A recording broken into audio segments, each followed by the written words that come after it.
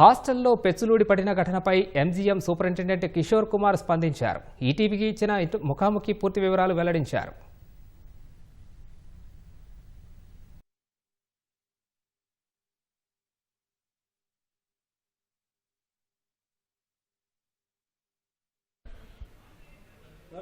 MGM nursing హాస్టల్లో శిథిలావస్థకు చేరుకుంటున్న భవనంలో పెచ్చులు ఊడిపోవడం ఘటన జరిగింది. మరి దీని మీద ఎంజిఎం సూపరింటెండెంట్ ఏమంటారు, అలాగే ఎలాంటి చర్యలు తీసుకుంటారు అనేది కిషోర్ కుమార్ మనతో ఉన్నారు. సార్ చెప్పండి సార్, ఈ సంఘటన మీద మరి మీరు ఏం చేస్తారు, ఏం చెప్పారు?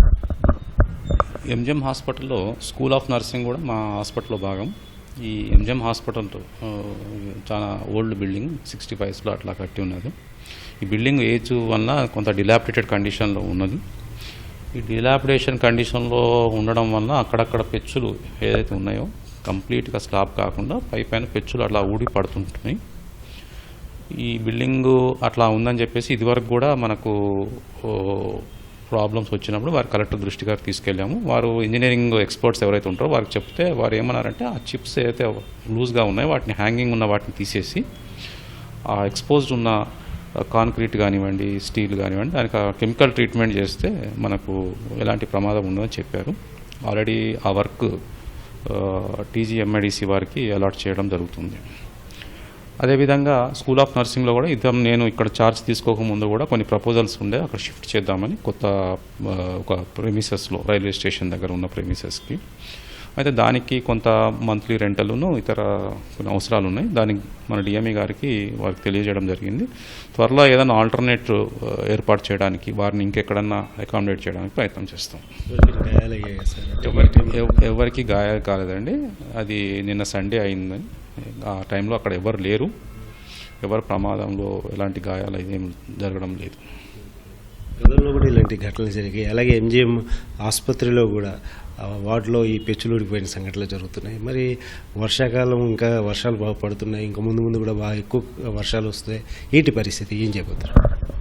అంటే ఇప్పుడు ఈ లూజ్ పెచ్చులు అయితే ఉన్నాయో వాటిని ఇప్పుడు ఏం చేస్తున్నామంటే ఆ పెచ్చులు ఎక్కడైతే అట్లా లూజ్ అవి అట్లా ఉండిపోయినాయో వాటిని రిమూవ్ చేస్తున్నారు. ఆల్రెడీ ఇమీడియట్ బేసిస్లో అవి రిమూవ్ చేయడం, అవి ఊడిపడకుండా ఉండడానికి. ఏదైతే కాంక్రీట్ స్టీల్ ఎక్స్పోజ్ అవుతుందో దానికి ఆల్రెడీ నివేదికలు వెళ్ళినాయి. కలెక్టర్ గారు వారు ఫండ్స్ కూడా శాంక్షన్ చేసి వర్క్ ఎగ్జిక్యూట్ ఒక ఏజెన్సీకి ఇచ్చారు. వారు ఇవాళ రేపు వర్క్ స్టార్ట్ చేసేస్తారు. ఐదర్ స్కూల్ ఆఫ్ నర్సింగ్లో కానివ్వండి, ఇక్కడ వార్డులో కానీ ఎక్కడ కూడా ఇంతవరకు ఎవరికి ప్రమాదం జరిగి ఇంజూర్ అయిన గాయాలు అయితే ఆ టైంలో అక్కడ లేకపోవడం అది అదృష్టం.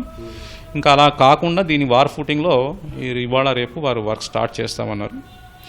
ఈ ఆల్టర్నేట్గా మేము డిఎంఈ గారికి కూడా చెప్పి ఆ స్కూల్ ఆఫ్ నర్సింగ్ని ఇంకెక్కడికన్నా అలాట్ చేయడానికి ఏదైతే ఆల్రెడీ ప్రపోజల్స్ ఉన్నాయో ఆ ఫైల్ని ఒకసారి మళ్ళీ తీసుకొని దాని మీద యాక్షన్ తీసుకోవడానికి ప్రయత్నం చేస్తాం. ఈ భవనాన్ని షిఫ్ట్ చేయడంలో ఉన్నటువంటి ఇబ్బందులు ఏంటి సార్? ఎందుకంటే గతంలో కూడా ఇదే వచ్చింది, చేస్తున్నామన్నారు కానీ చేయలేదు. మళ్ళీ ఇప్పుడు ప్రపోజల్స్ చేయడం అనేది ఇట్లా టైం లాప్స్ అవుతుంది. ఏంటి ఇబ్బందులు? చేయడానికి అక్కడ కొన్ని ఏర్పాటు చేయాలి, కొన్ని సివిల్ వర్క్ ఇన్ఫ్రాస్ట్రక్చర్ కొన్ని ఇంప్రూవ్ చేయాలి అక్కడ కొత్త ప్లేస్లో. దాంతోపాటు కొంత కాస్ట్ కూడా ఇన్వాల్వ్ ఉంది కాబట్టి గవర్నమెంట్కి మనము డిఎంఈ వారికి తెలియజేస్తే వారి నెక్స్ట్ స్టెప్స్ వారి గైడ్లైన్స్ ప్రకారం మేము నడుచుకోవడం జరుగుతుంది. ఈ రిపేర్స్ అన్ని ఎప్పటికల్లా పూర్తయ్యే అవకాశం? అది ఆల్రెడీ సిపిఓ దగ్గర ఉందండి ఫైలు. మళ్ళీ ఒకసారి వారితో తీసుకొని మేము ఎంత త్వరలో సాధ్యమైనంత త్వరలోనే దాన్ని ఇంప్రూవ్ చేస్తాం. ఎందుకంటే మన్సూన్స్ ఉన్నాయి కాబట్టి వాటిని ఇంప్రూవ్ చేసే ప్రయత్నం వెంటనే చేయడానికి ప్రయత్నం చేస్తాం. సాధ్యమైనంత త్వరగా మరమ్మతులు చేస్తామని చెప్పేసి విద్యార్థులు ఎటువంటి భయాందోళనలు చెందనక్కర్లేదని చెప్పేసి ఎంజిఎం సూపరింటెండెంట్ చెప్తున్నారు.